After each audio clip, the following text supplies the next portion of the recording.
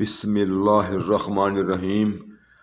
آج انشاءاللہ تعالی اسم اللہ کی برکتوں کے حوالے سے تیسرا حصہ بیان ہوگا۔ پہلے حصے میں زبان سے ذکر کے متعلق بیان ہوا اور دوسرے حصے میں پاس انفاس یعنی سانس کے آنے جانے کے دوران خیال کی زبان سے ذکر کرنے کے متعلق بیان ہوا تھا، اور اب تصور کی آنکھ سے ذکر کا بیان ہوگا، یعنی تصور اسم ذات، کیونکہ ہر اسم کا تعلق مسمى کے ساتھ ہوتا ہے۔ اگر کسی شخص کو اس کا نام لے کر پکارا جائے تو وہ گردن موڑ کر پکارنے والے کی طرف ضرور دیکھتا ہے۔ اسی طرح اللہ کا نام پکارنے والے کی طرف ذات الہی ضرور متوجہ ہوتی ہے۔ ایک روایت میں ہے کہ کوئی بت پرست بت کے سامنے بیٹھ کر یا رب پکار رہا تھا، اور عرش عظیم سے اللہ تعالیٰ فرما رہے تھے، ہاں میرے بندے، ہاں میرے بندے۔ فرشتوں نے عرض کیا، الہی یہ تو بت کو اپنا رب کہہ رہا ہے۔ تو اللہ تعالیٰ نے فرمایا، یہ شخص نہیں جانتا کہ بت رب نہیں ہے، لیکن میں تو جانتا ہوں کہ رب میں ہی ہوں۔ اگر اسے میں جواب نہیں دوں گا تو پھر اور کون دے گا؟ ثابت ہوا کہ ہر اسم کا تعلق مسمى کے ساتھ ہوتا ہے، اور یہ جو تصور اسم اللہ ذات کا طریقہ ہے، اس کو حضرت سلطان العارفین سلطان باہو رحمۃ اللہ علیہ نے 140 کتب میں متعارف کروایا ہے۔ راہ سلوک پر چلنے والوں کے لیے اس راستہ کو آسان کر دیا۔ پوری کائنات میں اللہ تعالیٰ کا نام جو ہے اس کے حصول کا بہت ہی سہل طریقہ عطا کیا ہے، اور اسی لیے آپ سخی کے لقب سے مشہور ہوئے ہیں۔ آپ کی تعلیمات کے مطابق سب سے پہلے وجود کے مختلف اعضاء پر اسم اللہ ذات کا تصور کیا جاتا ہے۔ اسے مشق وجودیہ کہتے ہیں۔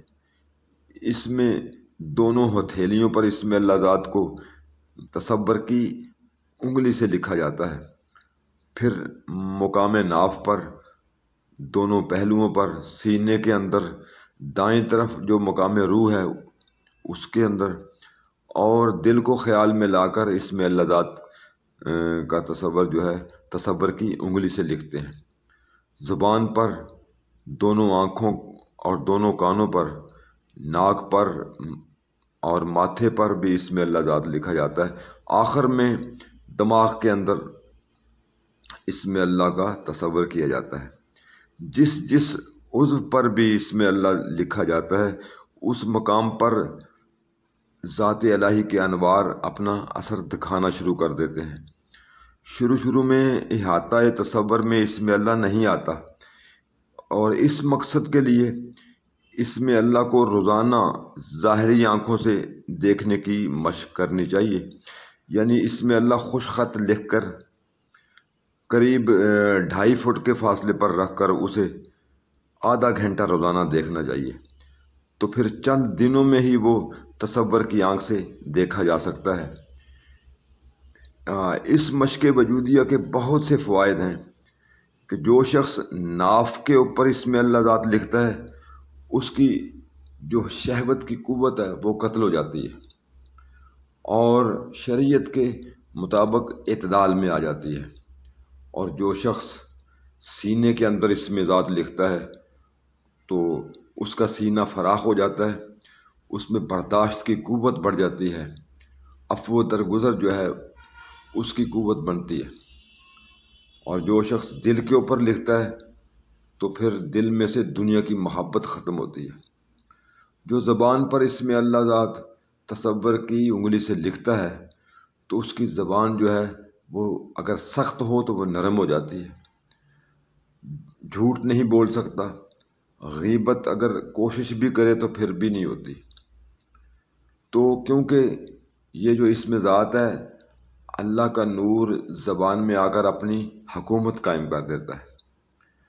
دونوں کانوں پر جو لکھتا ہے وہ بری بات سننے کی پھر طاقت نہیں رکھتا، اور دونوں آنکھوں پر جو اسم ذات لکھتا ہے اغیار پر جو نظریں ہم ڈالتے ہیں تو پھر غیروں کی طرف دیکھنے کی قوت سلب ہو جاتی ہے، اور اللہ کے نور کی برکت سے عین شریعت کے مطابق جو ہے وہ آنکھیں اپنا کام کرتی ہیں، آنکھیں صاف ہوتی ہیں، ماں اور بہن اور بیٹی اور بیوی کو الگ الگ پہچانتی ہیں، عدل کرتی ہیں۔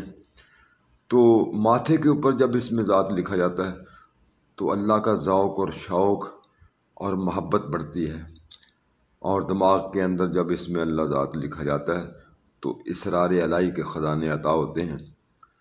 تو پھر اس کے بعد جب یہ مشق وجودیہ چند مہینے یا چند ہفتے کر لیتا ہے تو پھر ایک دل کو منتخب انسان کرتا ہے کہ دل کے اوپر نظریں جما کر اس میں اللہ کو دیکھتا ہے، تو یہ ایک مراقبہ کی صورت اختیار ہو جاتی ہے۔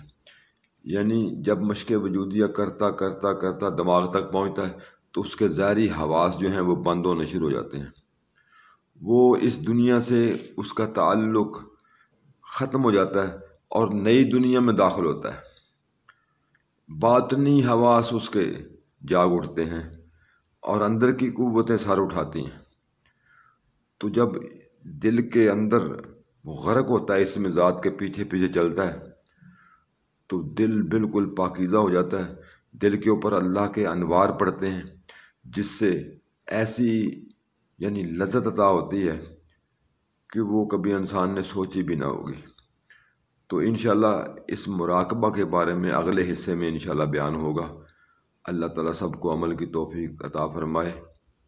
ہاں، آخر میں بات یہ کرنی تھی کہ یہ پرامن طریقہ ہے، اس میں کسی قسم کی رجت نہیں ہے، اور اس میں کسی قسم کا انسان کو کوئی نقصان ہونے کا احتمال نہیں ہے۔ تو اللہ تعالیٰ سب پر رحمت فرمائے، کرم فرمائے اور فضل فرمائے۔ صلی اللہ علیہ وسلم۔